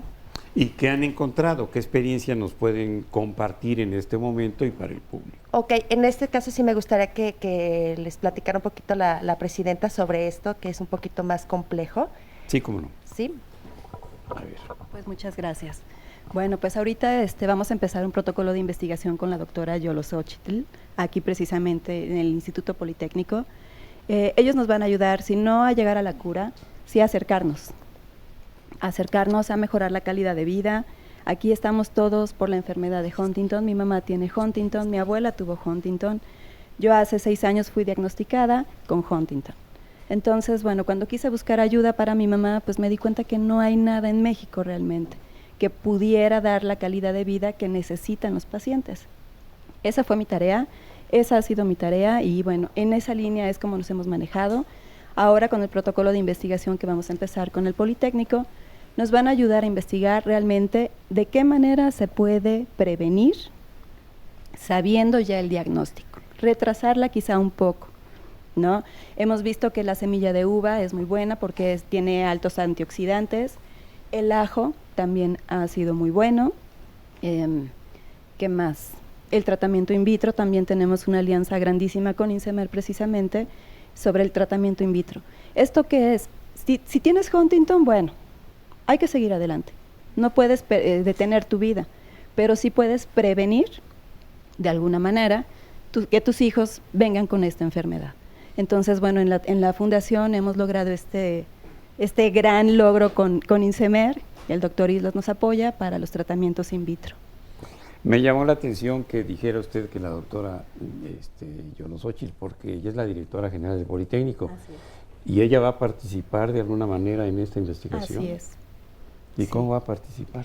Pues bueno, precisamente acaba de nombrar a varias personas, al doctor Trujillo, que es director de la Facultad de Medicina, para hacer este protocolo de investigación. Porque yo creo que ella está muy ocupada. Sí me llamó la atención que ella pudiera participar. Sí, por medio de ella nos ha ayudar. Disculpe. No se preocupe. Doctor, y justo con lo que usted le pregunta, perdón que lo interrumpe, el doctor Enrique Querejetal es profesor de posgrado de la Escuela Superior de Medicina, donde van a trabajar en esto, o ya lo están trabajando, doctor. No, exactamente, apenas es incipiente porque apenas existió el acercamiento con la Fundación de Huntington, pero pues puedo decir que me dedico yo a hacer investigaciones en ciencias básicas en estos núcleos que tienen que ver con la Corea de Huntington, que se llaman núcleos de la base o ganglios basales. Entonces, a lo largo de estos años, tengo un grupo de trabajo en donde hemos analizado cuál es el comportamiento en condiciones normales y en condiciones patológicas de algunos de los núcleos que son alterados en la Corea de Huntington. Entonces, el acercamiento que ha tenido Brenda con nosotros ha sido apenas incipiente, realmente tengo poco de conocerlo.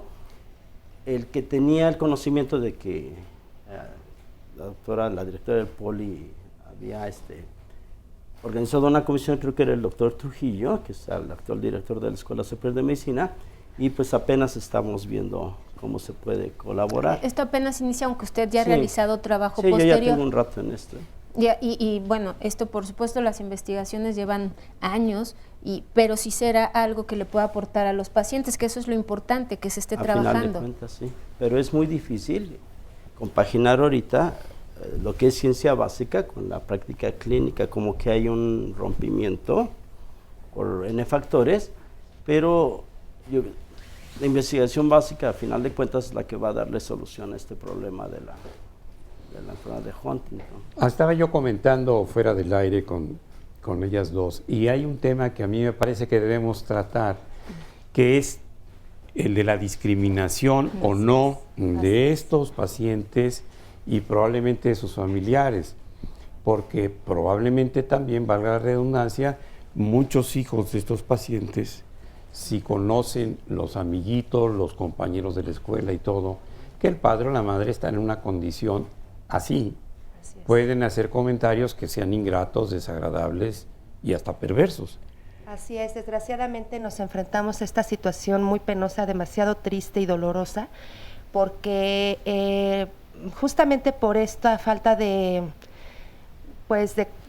información, o bueno, obviamente la gente, pues qué culpa, ¿no? También no tienen idea de lo que le pasa a las personas, muchas veces piensan que están o drogados o borrachos o algo, son maltratados, y lo peor de todo es que, bueno, en mi caso, yo tengo una hermana y sí lo quiero comentar, que pues es una persona joven, 32 años, y pues desgraciadamente tiene ya 5 años con la enfermedad, ya se le nota demasiado, y tiene un hijito de casi 12 años. Entonces a mí me duele mucho esa situación, porque a su mamá la ofenden los niños, y desgraciadamente le hacen ver al niño, ¿no? Tu mamá la chupitos, ¿no? Lo golpean al niño, se me hace muy injusto, y que bueno, desgraciadamente pues no hay la información. ¿Quién es la Chupitos? ¿Algún personaje de Carmen Salinas? No sé quién la haga realmente, no estoy muy enterada, pero es una persona que así personifica una borrachita, ¿no? No sé quién sea la actriz, pero así le dicen a la mamá del niño, ¿no? Tu mamá la Chupitos. Digo, obviamente no tienen la información de lo que es la enfermedad, pero desgraciadamente con este tema también del bullying, que las escuelas desgraciadamente no hacen nada, ¿no? Porque nos hemos cansado como fundación, como familiar y como lo que sea, de ir a hablar con el colegio, y durante un año está por acabarse el ciclo, no han hecho absolutamente nada con ese tema, ¿no?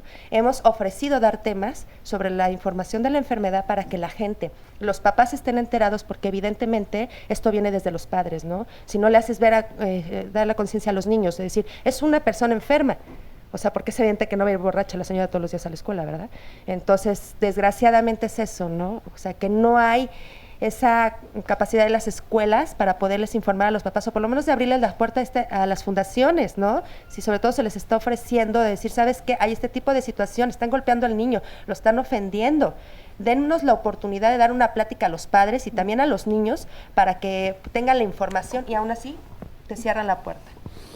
Nora, tenemos algunas preguntas del público. Doctor.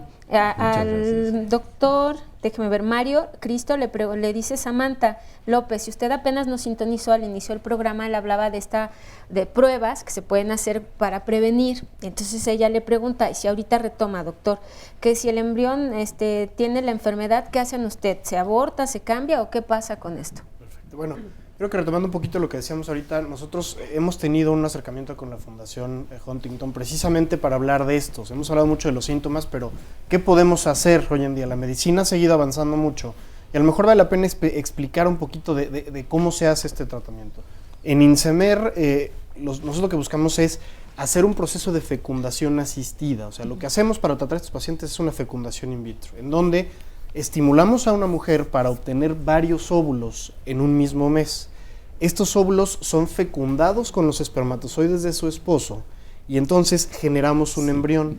Este embrión empieza a desarrollarse y durante los primeros días de vida de este embrión, ahí se puede hacer un estudio genético. O sea, esto que hablábamos con el doctor Leonardo de, bueno, yo puedo hacerme un estudio genético y saber si lo tengo o no. Desde ese momento del desarrollo de un embrión, podemos tener este diagnóstico. Entonces, al haber obtenido 7 u 8 embriones, pues estos embriones inclusive no todos van a lograr un desarrollo sano, no todos van a poderse implantar. Si nosotros podemos de antemano saber a través de este diagnóstico genético preimplantatorio, o sea, yo al embrión le obtengo una de las 8 células que tiene en un momento de su desarrollo, le hago todo un estudio genético, busco específicamente en un mapeo dónde está este problema y lo identifico, entonces desde ese momento ya puedo saber cuáles de estos embriones están sanos y cuáles no. Entonces, los embriones que están sanos, esos voy y los implanto en el útero. O sea, no estamos hablando de un aborto, aquí el embrión ni siquiera se ha implantado, no se empezó a formar, no se le están dando las condiciones para que pueda llegar adelante, y a estos embriones que están sanos, que sabemos que no van a padecer la enfermedad, entonces vamos y los colocamos directamente en el útero, en lugar de haber llegado por la trompa de manera natural, vienen de un laboratorio, los hemos estudiado, hemos identificado perfectamente cuáles son los que tienen un pronóstico normal, están sanos, y esos son los que se implantan para que se pueda dar un embarazo sano y que no se transmita esta enfermedad genética. Qué bueno hacer la aclaración. Y aquí hay otra llamada del ingeniero Mario Ortiz de Pinedo. Dice, mi hija tiene 55 años y padece la enfermedad de Huntington desde los 53. Ya la llevé a un lugar donde la tratan 7 personas, pero él pregunta, ¿desde qué generación o desde cuántas generaciones puede aparecer esta enfermedad? Porque ninguna persona de su familia había señas de esta enfermedad. Doctor Guillermo. Justamente, como se dijo al inicio de la plática, ¿no? En una cápsula de la doctora Alonso, pues puede haber casos de novo, ¿no? ¿Qué es esto? El 90% de los pacientes ya pueden tener como antecedentes de la enfermedad, pero el 10% son de novo, que apenas están empezando, presentando los síntomas. Quiere decir que los familiares anteriormente tenían un cierto número de repetidos, la alteración de la huntingtina, que se repetía varias veces, pero no era lo suficiente para hacerse clínicamente presente hasta la siguiente generación, que en este caso, por eso se presentó hasta los 53 años, ¿no? Doctor.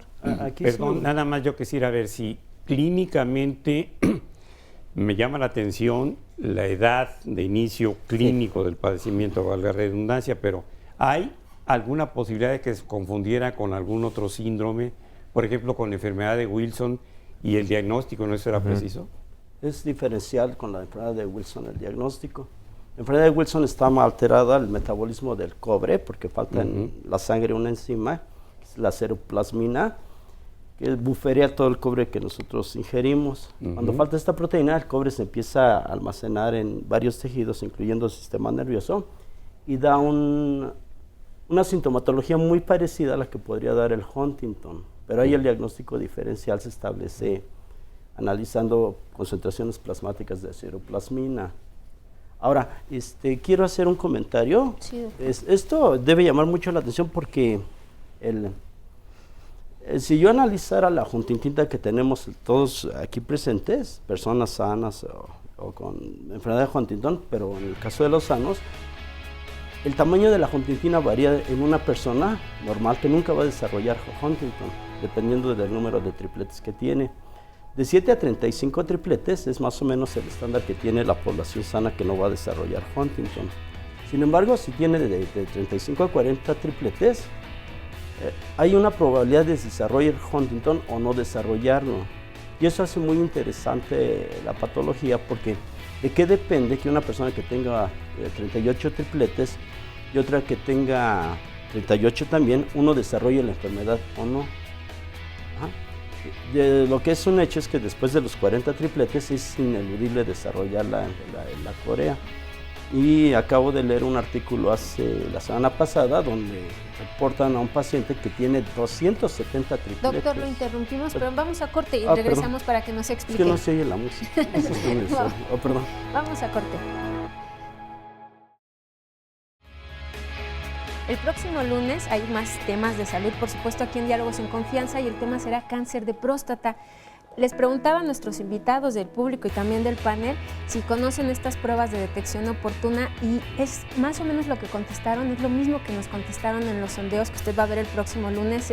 No es necesario el tacto rectal, ya existe la prueba del antígeno prostático, mejor un ultrasonido. La cuestión es que no se hacen ninguna de las tres, porque este cáncer de próstata sigue siendo la segunda causa de muerte en los varones. El próximo lunes vamos a conocer por qué esta resistencia de los caballeros a irse a hacer estas pruebas con el urólogo, y vamos a conocer también cuáles son las posibles complicaciones después del tratamiento en el cáncer de próstata. No se lo pierda, y si quiere compartir su testimonio, lo esperamos el próximo lunes a las 9:30 de la mañana.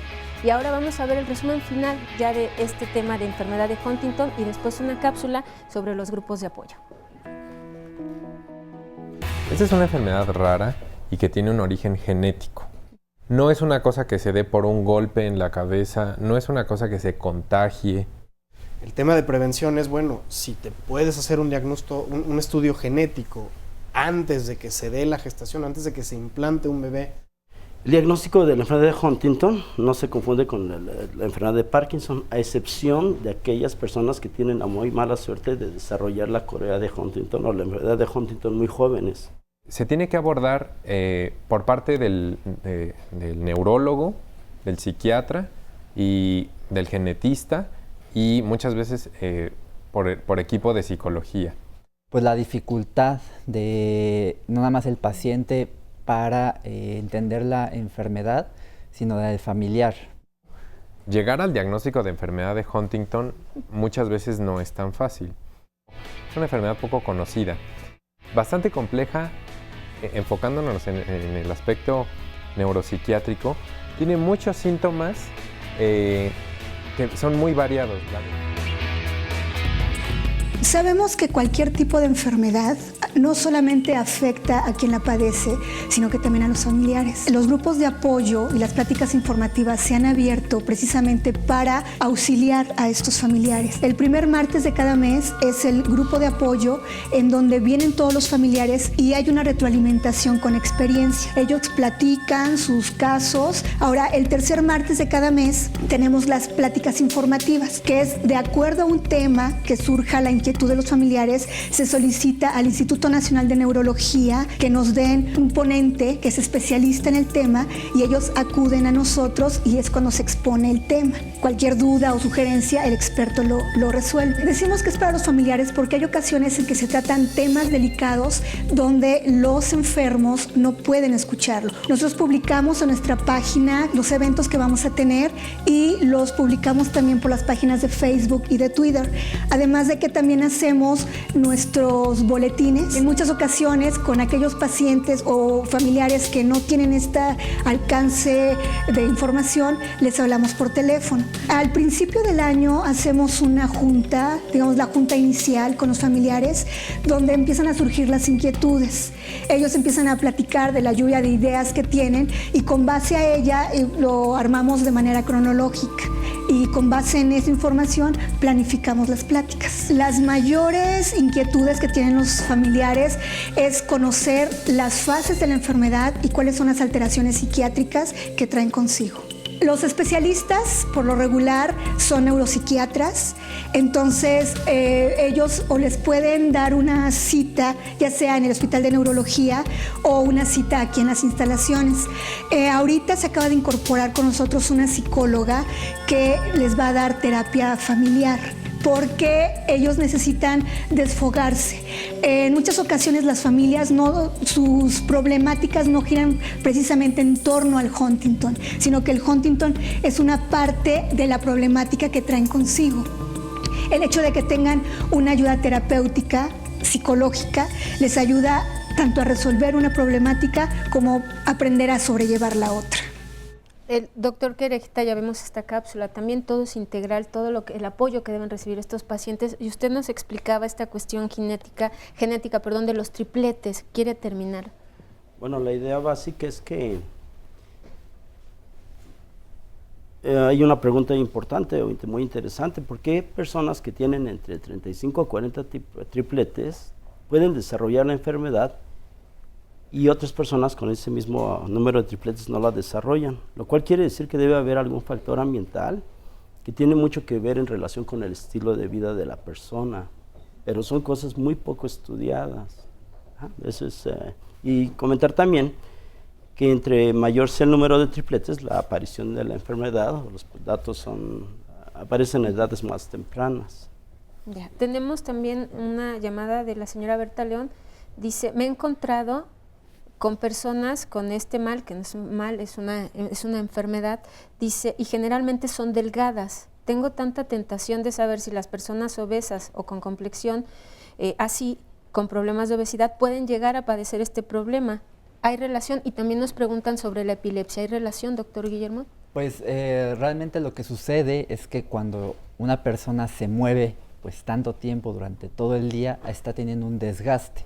Entonces estas personas son delgadas no porque pues estén haciendo alguna dieta o tengan una restricción en cuanto a sus alimentos, sino que el simple hecho de estarse moviendo es como estar haciendo ejercicio durante todo el día, ¿no? Entonces eso genera el desgaste y por supuesto pues muchas personas son delgadas, ¿no? Pero la obesidad no tiene absolutamente nada que ver como protección, ¿no? En cuanto a la enfermedad. ¿Y la relación con la epilepsia?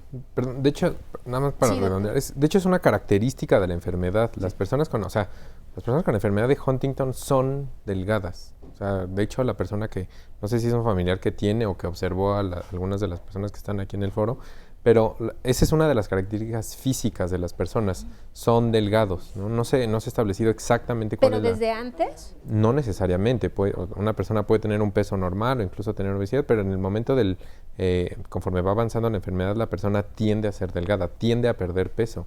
De hecho, las personas con Huntington también tienden a alterar su ciclo sueño-vigilia, duermen mucho menos que una persona normal. Entonces, es que es una enfermedad realmente muy compleja, abarca muchas cosas, y eso de la complexión es solo otra de las características que se ha observado en la enfermedad. ¿Y no hay relación, nada más para terminar, con la epilepsia? ¿Tienen la duda? No, no es que las personas que tengan Huntington vayan a desarrollar epilepsia, son enfermedades distintas. O sea, estamos hablando de patologías totalmente distintas. Esto de lo que hablamos es una enfermedad genética que causa movimientos y que causa síntomas psiquiátricos como los que ya hemos mencionado. Pero Enrique...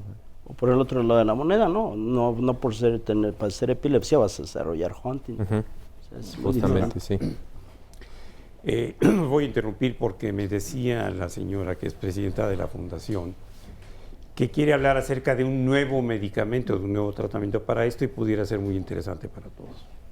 Bueno, pues es relativamente nuevo porque, bueno, aquí en México siempre vamos atrasados, pero este medicamento, de verdad. Ah, caray. Yo creo que ese es el principal problema que tenemos. Aquí en México no se conoce la enfermedad, y como no se conoce, no se puede prevenir. Ahorita hay más o menos más de 12,000 personas enfermas. Se calculan que tienen 2 o 3 hijos por cada persona, entonces son 36,000 en riesgo, y que si no ponemos atención en la prevención, serán más de 90,000 personas en una generación. Entonces, bueno, aquí es donde nosotros entramos. ¿Cómo se puede prevenir? ¿No? Ya sabemos que del tratamiento in vitro. También acaba de llegar un medicamento en febrero del año pasado, que es la tetrabenazina, que ya en Europa, en Estados Unidos, en Canadá, se usa perfectamente para Huntington. Este medicamento lo que hace es que quita hasta en un 80% los movimientos. Entonces, bueno, pues da calidad de vida. Así es. Así es. ¿Y que se está usando en un plan experimental a través de un protocolo? No, ya, o sea, ya en otros países se está usando. En México Pero en acaba México de llegar. ¿Para nada? No, es que es más, los neurólogos ni siquiera saben cómo tratar la enfermedad. Ese es un problema al que nos hemos enfrentado siempre. Se confunden con otras enfermedades y solamente se llega al Huntington por medio del estudio molecular. Pero también en neurología no es una prueba abierta. Entonces, bueno, pero me gustaría hablar de este medicamento sobre todo. En la fundación conseguimos que nos dieran el 40% de descuento porque es carísimo, cuesta 7,800 pesos. Nos dan el 40% a la fundación para los pacientes de Huntington y una excelente noticia, ya se da en el ISSSTE. ¿Se llevan ustedes con Miquel Arriola o con la doctora Juana? ¿Cómo le hicieron? No, pero bueno, ya se da en el ISSSTE y esperemos que en menos de un año se pueda dar en el Seguro Social, en el Seguro Popular, para que, bueno, de alguna manera esté cubierto el tratamiento médico de los pacientes. Y bueno, en la fundación a nosotros ayudamos precisamente a todo eso, asesorías jurídicas, porque también, ¿quién defiende al paciente? Hay muchas cosas que hay que atacar con ellos, que ayudarlos, sus casas, luego los sacan de sus casas, y como son personas inválidas, discapacitadas, se aprovechan de esa parte. Yo veo muy inquietos a los compañeros médicos porque se sintieron quizá como aludidos o afectados o cuando menos inquietos. Yo quisiera decir algo sobre la tetrabenazina. Sí, efectivamente, pues es de los mejores medicamentos. Ya desde el 2008 se está utilizando en Estados Unidos. Vaya, lleva muchísimos años, ¿no? Desde el 78 más o menos ya está siendo utilizado para otras enfermedades, pero para en el 2008 es cuando se inició como tal se aceptó por la FDA para el tratamiento de la enfermedad de Huntington. El problema en México es, el costo, que es pues bastante alto, y la segunda, pues tiene que ir directamente con el laboratorio para poder conseguir el fármaco. No hay otra forma. ¿Qué laboratorio es ese, si se puede decir? Vanquish. Bien. Entonces, pero bueno, de todos modos yo creo que es una información que sí requiere que lo vean, porque si cuesta 7,000 y pico de pesos, creo que hay un avión que va a costar mucho más caro. En fin, hay cosas que sí se pueden definitivamente tratar de hacer. Me imagino que es la idea de la fundación. Pero ¿qué otras opiniones hay a este respecto, ya que estamos casi al cierre del programa? Para concluir. Sí. Bueno, esto de la tetrabenazina, cuando uno estudia el mecanismo de acción, es muy similar al de la reserpina, que se usó para disminuir la presión arterial, pero daba una serie de efectos secundarios, como la depresión, por el cual se tuvo que abandonar. Entonces, no sé si existan estudios donde se hayan tratado hipercinesias en pacientes con Huntington, con reserpina, porque la reserpina es infinitamente mucho más barata. Y como colofón, a mí me sorprende mucho que en Venezuela sea gratuito para el paciente con Huntington. Bueno, son otros sistemas de vida, de pensamiento y de idea política, ¿no? Pero bueno, ¿qué nos puede usted decir? A ver, ya nos vamos a ir. Yo la veo usted inquieta, fue la primera en llegar. Bueno, yo nada más quería comentar relacionado a lo que decían, que se le diera más difusión a esta enfermedad. ¿Por qué? Porque hay muchos pacientes que son de escasos recursos, usan el transporte público. Entonces, mucha gente, como no sabe nada de esta enfermedad, pues los discriminan mucho, ¿no? Porque, como comentaban anteriormente, piensan que van drogados, que van borrachos, los agreden. Yo, en lo personal, también digo, mi abuelita tuvo la enfermedad, después se le heredó a mi mamá ahorita a mi hermana. Entonces, pero mi mamá, cuando tenía esa enfermedad, pues mucha gente no sabía. Entonces, ella sufrió mucho. Le quemaban los pies, la apedreaban, o sea, sufrió mucho. Y ahorita mi mamá, sí. ¿Cómo? No, sí, o sea, la verdad es así. Entonces, porque no sabían, pues, la gente no sabía, ignora muchas cosas. Y en base Pero ¿qué tal saben de fútbol, verdad? Exactamente. Sí. Y entonces, ahorita, gracias a Dios, en la colonia donde vivimos, mi hermana, que está igual, pues ya no la agreden. ¿Por qué? Porque ya mucha gente sabe ahorita que es herencia de mi mamá y eso, ¿no? Pero en otras personas pues no lo saben, entonces las agreden. Y sí, a mí me gustaría que se le diera más difusión a esto, ¿no? ¿Han llegado a encontrarse con personas que piensan que se pueden contagiar? Sí. o muchas veces están junto a las personas enfermas y ya se hacen para allá, ¿no? Como diciendo, no me vayas a infectar o no sé, ¿no? Y es ignorancia. ¿Y cómo Entonces, se siente usted con eso? Pues imagínese, o sea, la verdad sí se siente uno mal, ¿Nada más mal o un poquito más allá? pues más, ¿no? Inclusive, pues, o sea, pues aparte de que uno se siente mal, pues es una impotencia, porque a veces, pues sí agreden tanto a las personas que uno hasta quisiera de repente hasta contestarles, golpearlas, la verdad, sinceramente, pero uno se detiene. ¿Por qué? Porque, pues digo, si ellos no tienen educación, pues al menos yo tengo que tener un poquito. Y yo lo único que hago es, por decir, inclusive a mi hermana, una vez en el pecero, mi hermana con los movimientos empujó a una señora. Y la señora le dice, o sea, le dijo una grosería y le dice, no me empuje.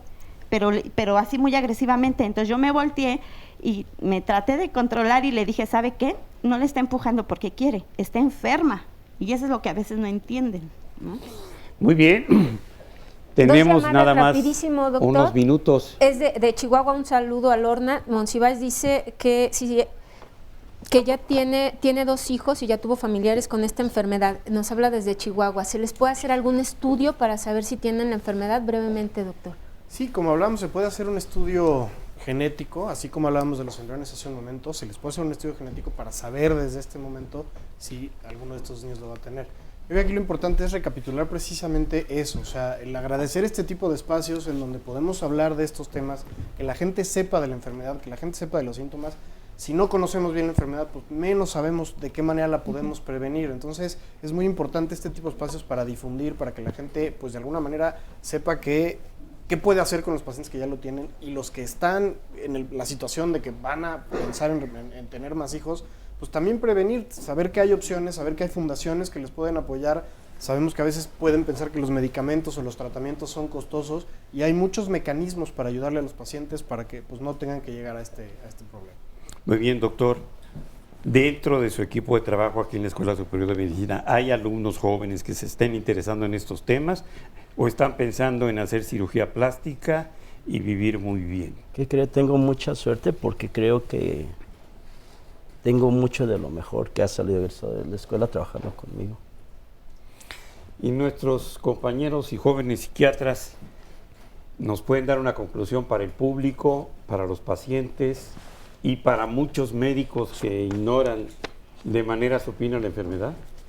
Sí, claro. Bueno, primero la corea no es es un síntoma, es difícil, hay muchas causas de corea. Yo les recomiendo acercarse a un especialista, en neurociencias, a un neurólogo, a un neuropsiquiatra, para que los pueda atender. Segundo, sabiendo que es esta enfermedad, el diagnóstico es genético, no hay otra manera de confirmar el diagnóstico, o sea, tiene que ser un diagnóstico genético. Tercero, nos vamos. Atención. Ya no hubo tercero. Ya. No, pues una atención integral. Minuto. Atención nos vamos. integral. Muchísimas gracias. Ya le metí gol al doctor, ni modo.